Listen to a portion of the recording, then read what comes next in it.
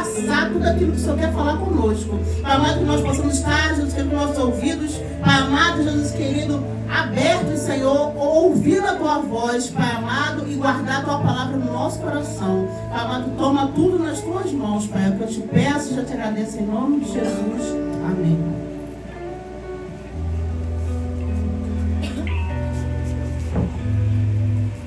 Queridos irmãos, a paz do Senhor. Amém. Eu quero dar louvores a Deus por essa noite, de poder ser o instrumento nessa campanha. Louvores a Deus pela vida do nosso pastor presidente, pastor Alexandre, e a sua esposa Alexandra. E eu saudando o pastor, eu saúdo também a igreja e o ministério dessas mulheres de oração. Louvores a Deus também pela vida da nossa irmã Angélica, que eu vi pregando um culto de um dia com Deus e sentiu no coração de nos trazermos dessa casa para ser boca de Deus nessa noite. Sou ali da igreja do Nazareno, em Ricardo de Albuquerque, e trago um abraço também do meu pastor Manuel. Ele manda um abraço para toda essa igreja. Eu não trouxe a minha carruagem, mas eu creio que na próxima vez estará aqui comigo a Lana, a Laís e a Glauciane, minha esposa. Queridos, abram suas Bíblias comigo. Livro de 2 Reis, no seu capítulo 4, versículo 1 em diante. Livro de 2 Reis, no seu capítulo 4, no seu versículo 1 em diante. Nós estamos cercados pelo céu. O céu nos cercou nessa noite. Eu sinto uma presença muito forte do nosso Deus dentro dessa casa. Glória a Deus. Quem achou, diga amém. Amém. Está escrito assim: e uma certa mulher, diga comigo, e uma certa mulher, está fraco para uma igreja tão cheia, e uma certa mulher, toma o seu assento. Eu estava meditando no livro de 2 Reis esses dias e cheguei ao entendimento que o livro de 2 Reis é um livro de guerra, onde que muitos povos lutavam contra a nação e o Senhor levantou homens com palavras proféticas para profetizar ao povo. E um desses homens é Elias. Elias está terminando o seu ministério, mas é um homem de poder, um homem que profetiza segundo a sua própria palavra. E Deus, ele assina do céu e fala: tá certo, Elias, certo céu, certo terra. Mas eu olho para o ministério de Elias e vejo que é o final. E ele tem que levantar um sucessor. E ele então vai levantar Eliseu. Eliseu é um homem agora que está com a incumbência de pregar e profetizar ao povo. Eliseu, ele derramava água na mão de Elias. A Bíblia vai dizer que ele desenvolve o seu ministério perto de Elias. Eliseu agora, ele está como profeta. Se você for ler o capítulo 2 de 2 Reis, você vai entender que Elias é levado no rodamuinho e Eliseu pega a capa. E essa capa simboliza o início de um ministério. Ele vai agora até o Jordão e pergunta: onde que está o Deus de Elias? O Jordão se abre e ele passa seco. O capítulo 4 é bem interessante, porque agora todos estão conhecendo na escola dos profetas que Eliseu agora, ele é ao frente daquela escola. A Bíblia vai dizer que no capítulo 4, uma certa mulher, e eu parei nessa certa mulher, porque sempre quando a Bíblia notifica alguém, enfatiza alguém como uma certa mulher, é porque as atitudes daquela mulher mudou totalmente a história dela. Quando eu olho para essa mulher, eu vejo que a atitude que ela tomou, ela mudou todo o roteiro da vida dela. E quando a Bíblia fala de uma certa mulher, é porque a mulher fez algo que marcou, é algo que mudou, é algo que trouxe o céu. Eu não sei se você se lembra, a mulher do fluxo de sangue, e o texto diz, uma certa mulher, porque ela aproveitou a oportunidade aonde que Jesus estava passando. Ela falou, eu tenho que tomar uma atitude para que a minha história seja mudada. E essa mulher não é diferente. Quando olhamos para ela, ela vê que Eliseu é um homem de Deus. Eliseu está passando na cidade e ela fala, ali está a minha oportunidade de viver o sobrenatural. Ali está a minha oportunidade de viver algo diferente da realidade que eu estou vivendo. A Bíblia diz que ela então corre a Eliseu, coisa boa. Ela reconheceu a unção que está sobre a vida do homem de Deus. Ela reconheceu que Eliseu tem algo de Deus, tem algo a oferecer. Ela poderia correr para outra pessoa, abrir a sua vida, mas ela viu Eliseu como referência e falou, ali tem alguém que tem para botar e acrescentar na minha vida.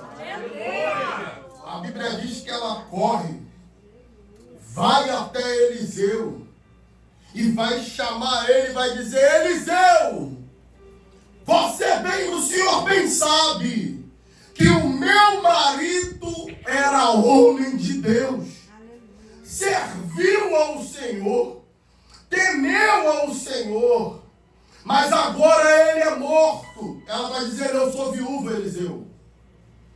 Eu não tenho como me autossustentar, porque o meu marido é morto. Na cultura judaica, o homem é a coluna central da casa. É aquele que vai ensinar o seu filho a lei de Deus. É aquele que vai trazer o alimento. É aquele que vai conservar a sua casa nas doutrinas. Mas esse homem agora, ele faleceu e os seus filhos ainda são novos. Os seus filhos não têm idade para sustentar a sua mãe. Porque também dentro da lei do liverato dizia que quando a mulher não tem um parente para remir ela, os filhos cuidavam, mas eles são de menor. A Bíblia vai dizer que ela vai abrir, vai dizer, e o seu servo temia o Senhor. Mas agora ele morreu e vem os credores aí, Eliseu. E os credores são homens que vivem debaixo de uma lei. E qual é a lei? Pegou emprestado, tem que pagar. Os credores trabalhavam dessa forma. Qual é a forma? Se você pegou emprestado ou está devendo a lei, tem que pagar. E se não pagar, eles entram na sua casa. Leva alguma coisa de valor. Leva algum animal. Leva algum dos seus filhos. E aqui está a problemática, porque ela tem 2 filhos. E ela não tem como pagar a dívida. E o credor vem batendo na porta dela para cobrar a dívida. E o que acontece, Renato? Se ela não tem o dinheiro para pagar, eles levam o filho como escravo. Pegam os 2 filhos e levam. E se ela não tem o dinheiro para depois pagar ele e pegar os filhos de fora, ela tem que esperar 7 anos. Que é o ano de jubileu. E que ano é esse? É aquele que tem a dívida, pegou o escravo, tem que liberar o escravo novamente, de graça. Ela não quer esperar 7 anos. porque o seu filho pode ser vendido para uma terra longínqua. Então ela corre a Eliseu e fala assim, os credores estão batendo na minha porta. E eu preciso de uma providência que venha do alto. De repente você entrou aqui nessa noite e o credor já está batendo na sua porta e você não sabe o que fazer. Eu disse aqui no início, nós estamos cercados pelo céu. É num ambiente desse que Deus começa a mover. É num ambiente desse que o impossível começa a ser possível. É num ambiente desse que o improvável Deus começa a ser provável. É num ambiente desse.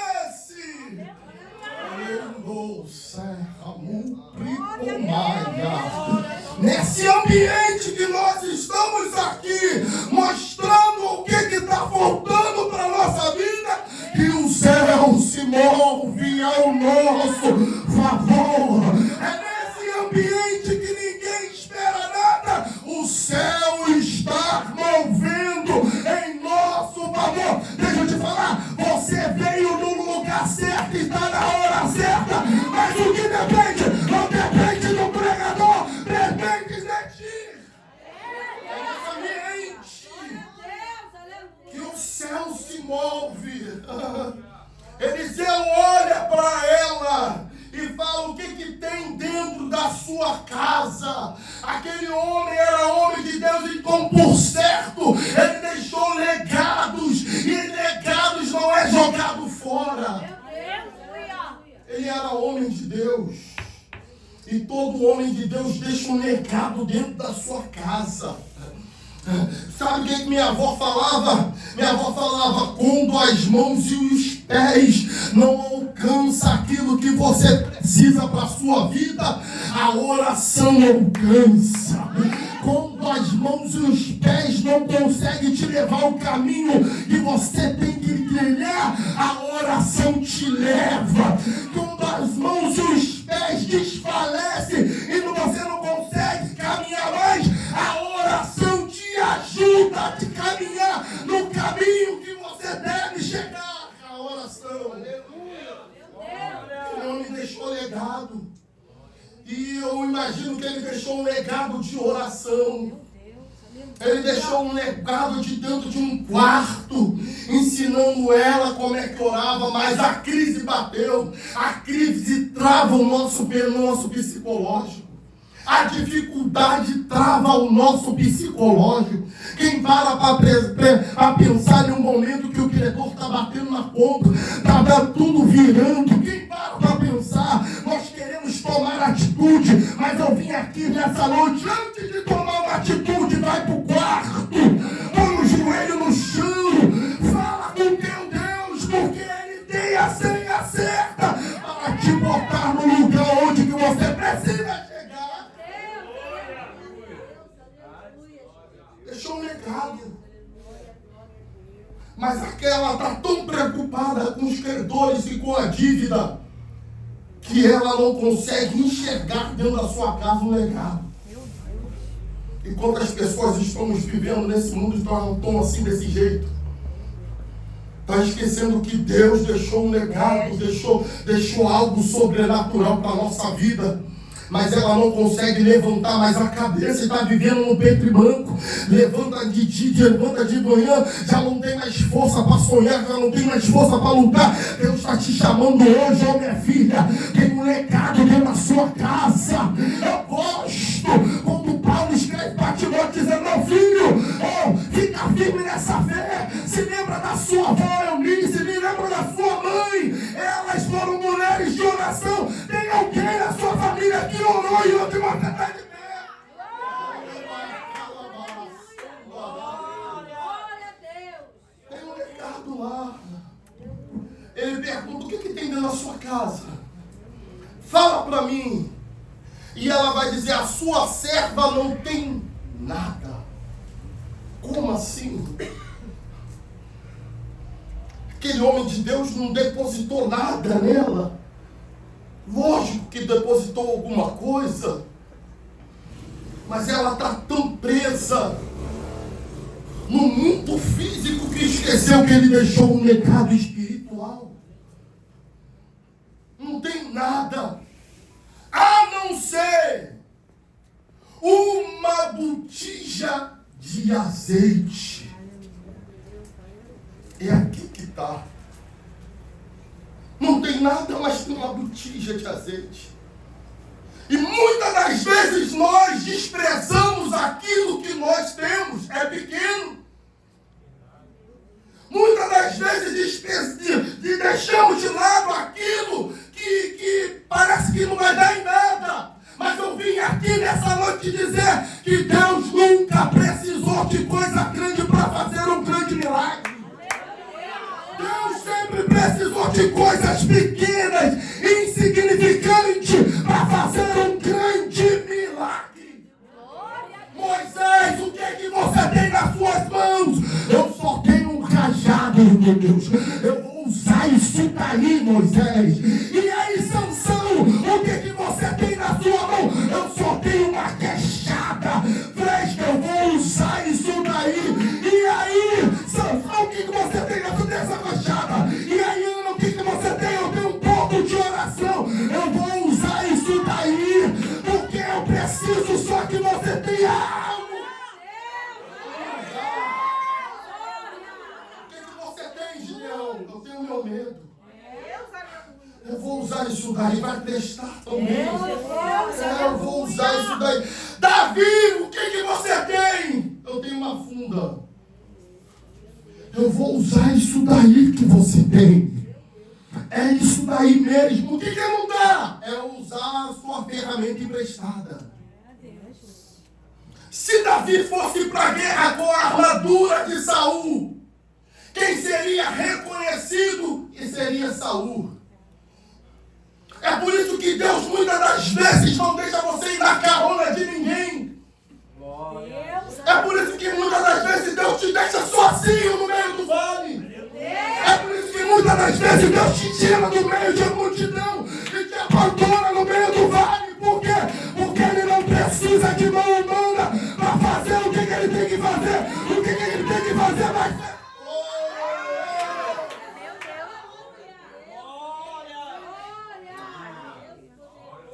O que você tem aí, José?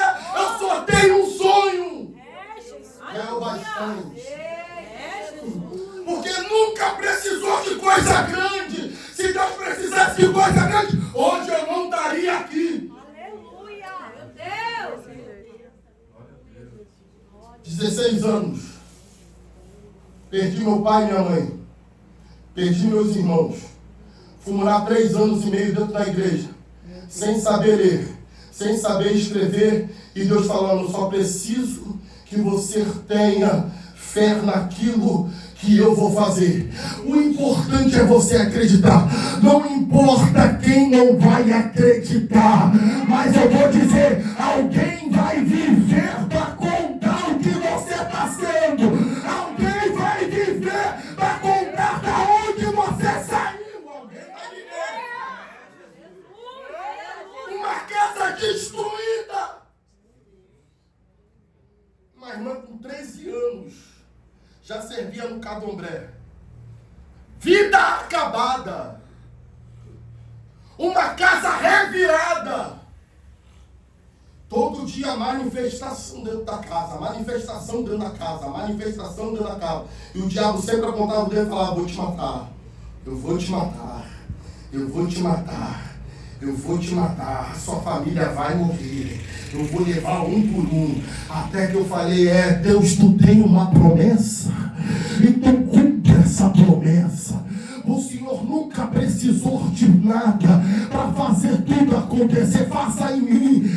Eu aqui, Senhor. Eu só tenho a minha vida e eu ponho ela no teu altar. Faça hoje o que o homem não pode fazer. Faça hoje o que a sociedade não pode fazer. Faça hoje aquilo que ninguém pode fazer. E olha eu aqui falando, Deus vai usar aquilo que tem dentro da sua casa.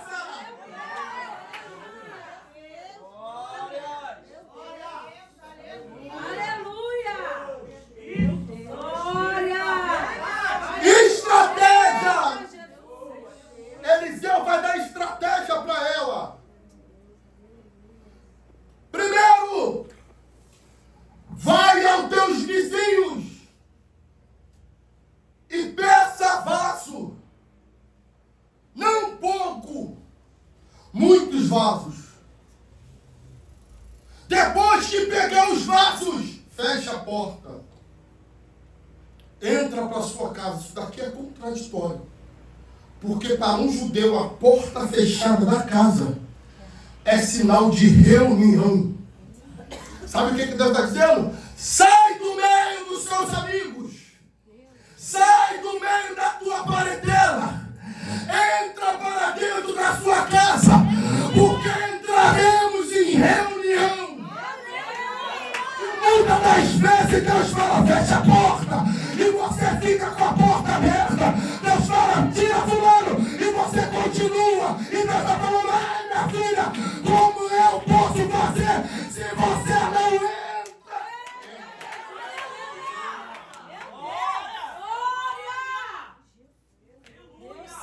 Eu não sei se você se lembra da casa de Jairo.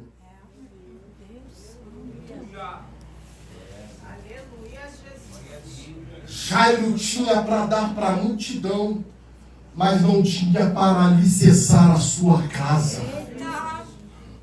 Que isso, Renato? No meio da sinagoga, Jairo era o cara, mas dentro da casa dele, a menina estava morrendo. Não adianta mostrarmos fora o que a gente não somos dentro da casa.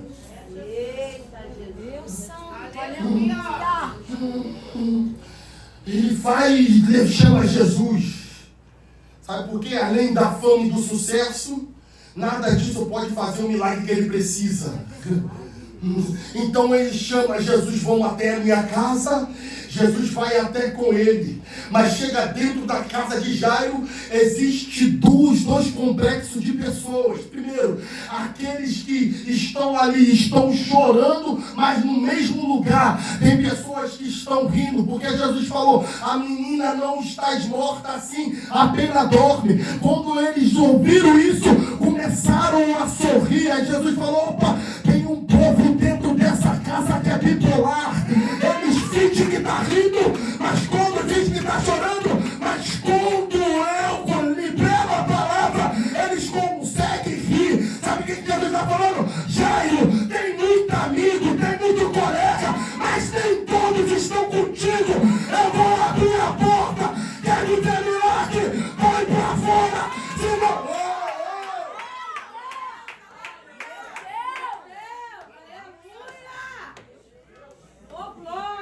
Não dá para viver milagre em um lugar repartido. Deus Santo, aleluia. Milagre ou eu creio 100% ou eu não creio nada. A Jairo, abre a porta. Vai botar para fora ou quer que eu saia, o dono do milagre? Meu Deus. Incrédulos mata a nossa fé. É por isso que eu não prego em qualquer lugar mais. Porque você prega que Jesus vai, vem um incrédulo e fala, você vai acreditar nisso? Você vai acreditar nessa palavra lá? Você vai acreditar? Eu não prego mais em qualquer lugar. Eu prefiro ficar dentro da minha igreja, mas sustentar a minha fé, do que ficar do lado de alguém que não crê mais em nada. Agora, quando eu encontro um crente, que ele fala, eu creio. Quando eu encontro um crente que ele fala assim, eu vou contigo. Eu estou acreditando que o céu vai se levantar ao meu favor. Eu estou acreditando que Deus vai mudar o nosso cativeiro. Nós podemos estar no final da fila, mas o nosso Deus é tão poderoso que ele grita o nosso nome e nós entramos.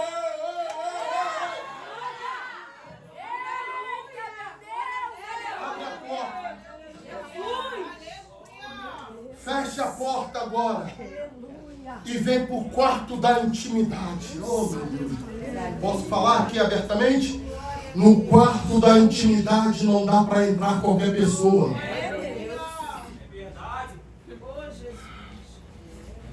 Não tem como entrar qualquer pessoa. É por isso que o Senhor falou, o profeta falou para ela, entra e fecha a porta. Estamos em reunião com o céu. No quarto da intimidade só dá para entrar quem crê. No quarto da intimidade só entra quem está em conjunto, quem está na mesma quenonia, no mesmo pensamento, na mesma resiliência. É para orar 2 horas, eu vou orar. É para jejuar 4 horas, eu vou jejuar. Porque eu sei que a nossa união e a nossa fé vai atrair o mundo espiritual. E posso falar, o mundo espiritual é feito de palavra. O que profetiza aqui embaixo, ligando com 2 ou 3, o céu vai responder lá em cima. Feche a porta. Senhor, mas tem gente que vai ficar do lado de lá. Eu gosto tanto de fulana. Eu te admiro tanto, ciclana. Meu Deus. Eu preciso tanto que fulana também esteja aqui, que fulana também. Aí Jesus fala, não, fecha a porta. Não fecha a porta. Eu não preciso de ninguém, eu preciso de você. Quer viver? Quer que eu use? Feche a porta. Não é todos, nem aqueles que você escolhe. Se entrar foi eu que permiti. Feche a porta. Deus está te chamando hoje. Quer viver? Feche a porta.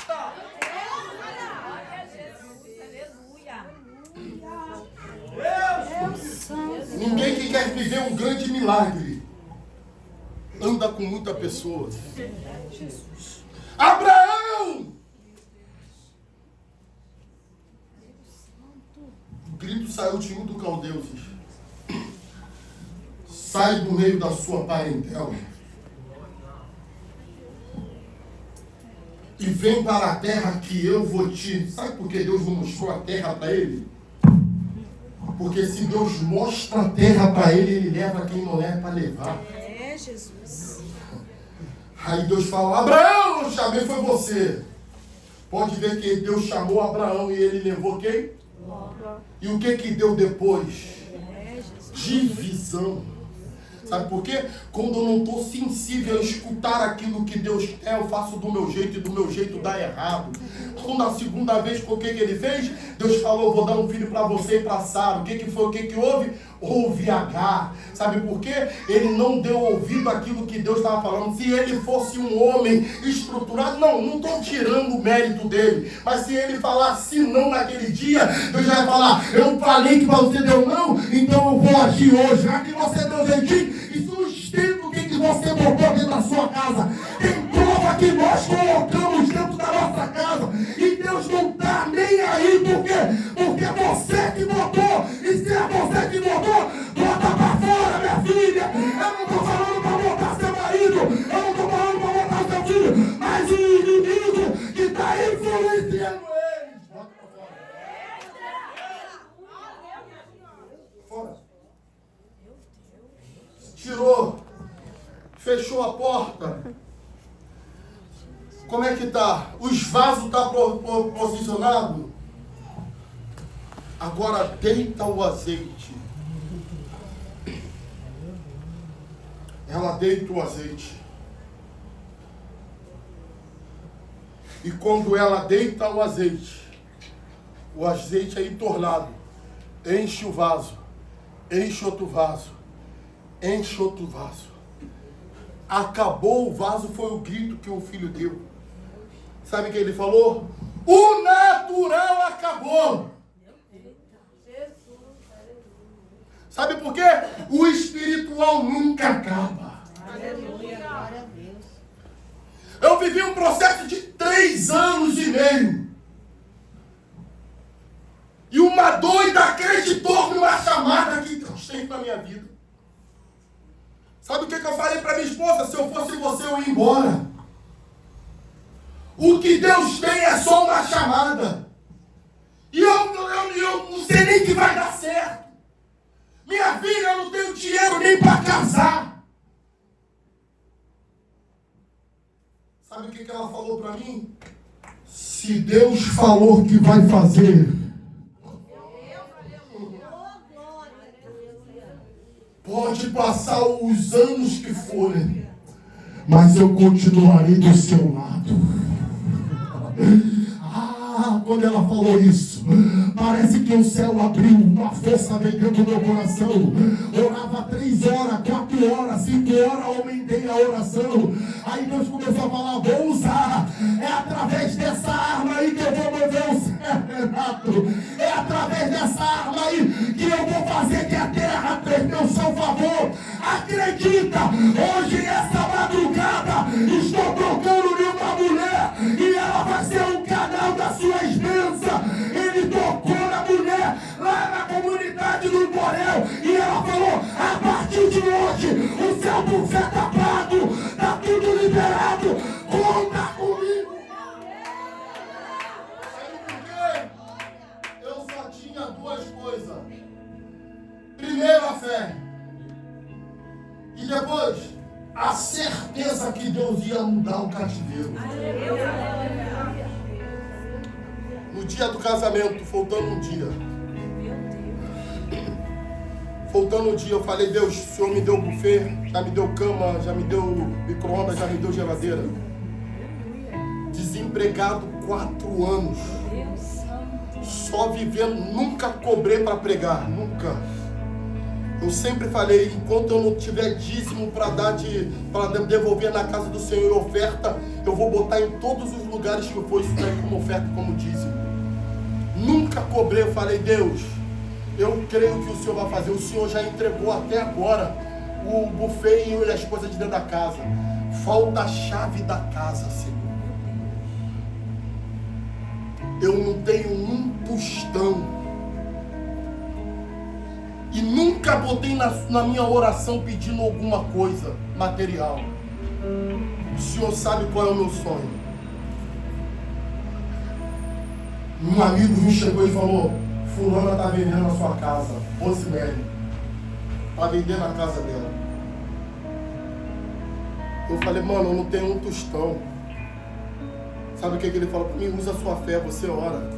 Vai lá. Fui conversar com ela. Falei com ela: eu não tenho um tostão. E eu preciso de uma casa. Ela falou assim para mim: hoje eu te entrego a cópia e amanhã eu vou te entregar outra. A minha casa é tua. Porque enquanto eu estava aqui em pé, eu escutei uma voz falando: vai vir uma visita aí. E ela é ímpia. Vai vir uma visita aí. E essa visita está vindo para ser o dono da casa. Entrega tudo na mão dele. E pode deixar que eu vou fazer o restante. Ela falou que ouviu essa voz e tremeu o corpo. E eu entendi que antes de eu chegar, o Senhor já tinha chegado na minha frente. O que é que você tem nessa noite?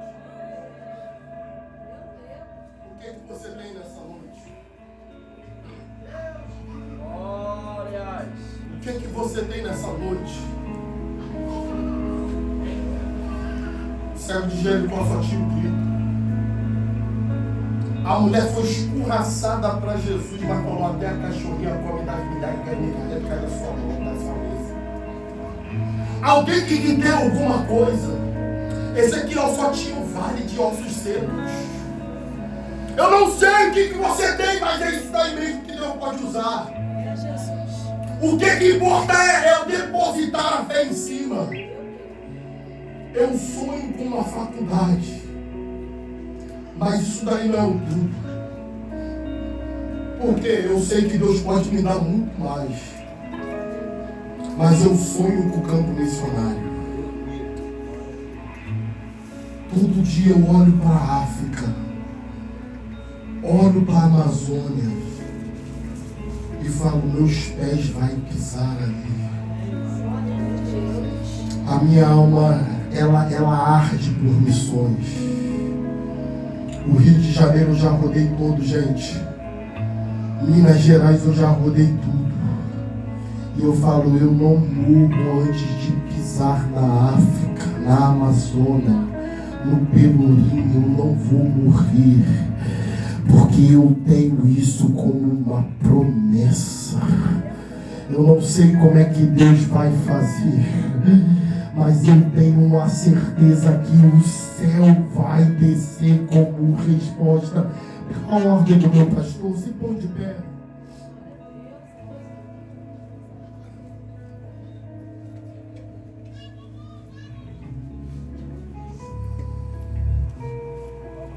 Milagre nenhum acontece, você está lá,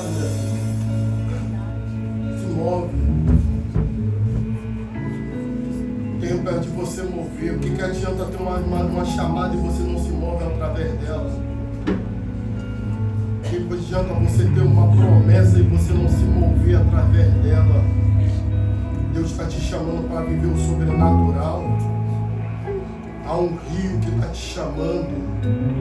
Há uma profundidade que quer te levar. Deus quer que você veja com seus olhos, não natural, mas com sobrenatural, o céu abrindo e o céu falando, vai, avança, é o tempo, é a hora. E quando eu estou aqui, eu já vejo grilhões sendo quebrados, mentes sendo abertas. Deus está falando, é o tempo. Nada pode invadir, nada pode impedir esse tempo. É a hora, levanta. Até quando ficar lá postado e a promessa está na sua frente. Tu tem um Deus que pode. Glória a Deus, aleluia. Vamos orar? Feche os seus olhos. Glória a Deus, aleluia. Santo é o teu nome. Deus poderoso, aleluia.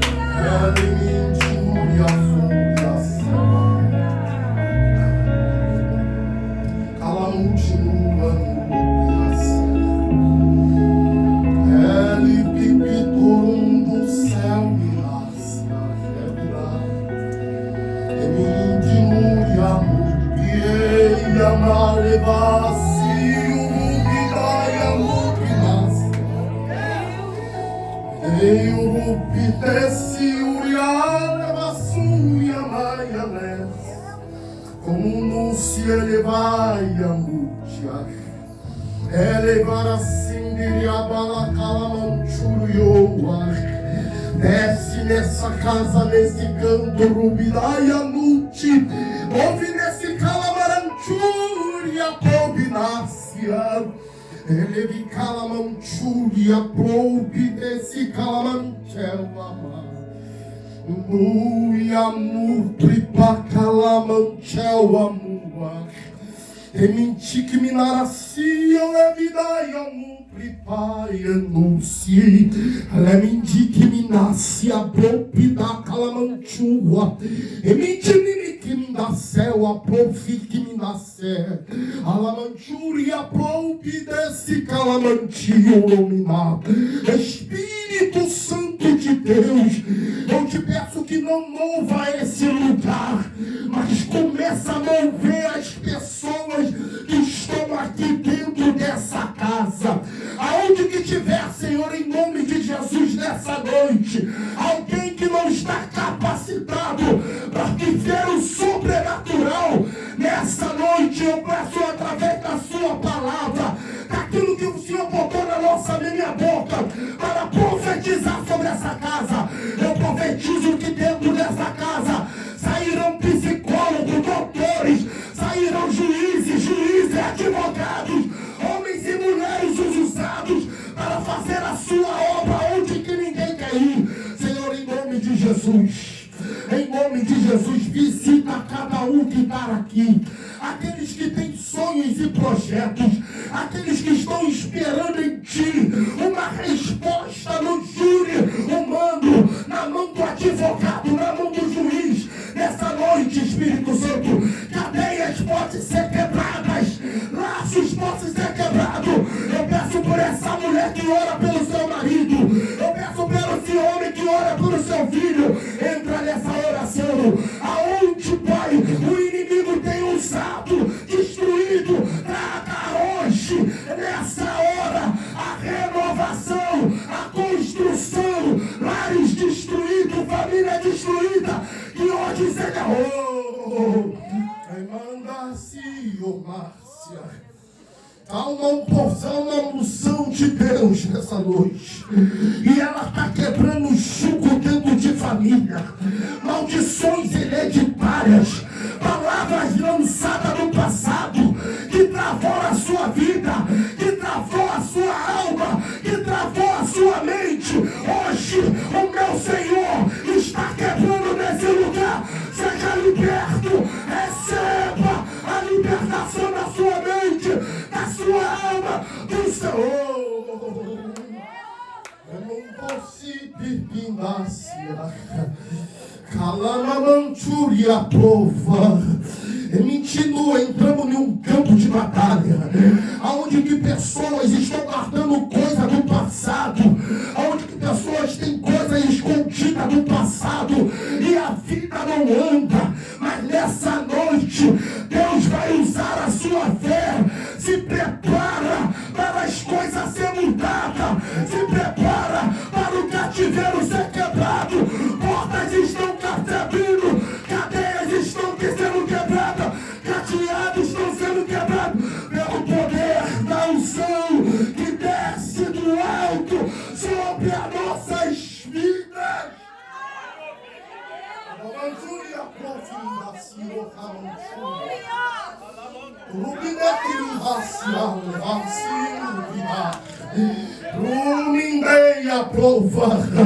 Tem um varão rodeando essa comunidade. Eu não sei se aqui é uma comunidade, mas tem um varão rodeando esse lugar, porque eu vejo alguns homens tentando invadir, entrar para derramar sangue, mas a igreja se posicionou. A igreja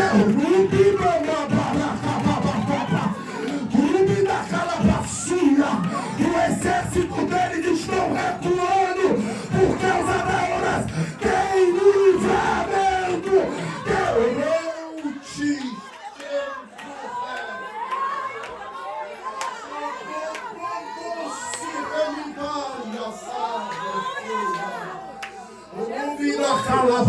levanta sua mão para o seu lar. Levanta sua mão para o seu lar.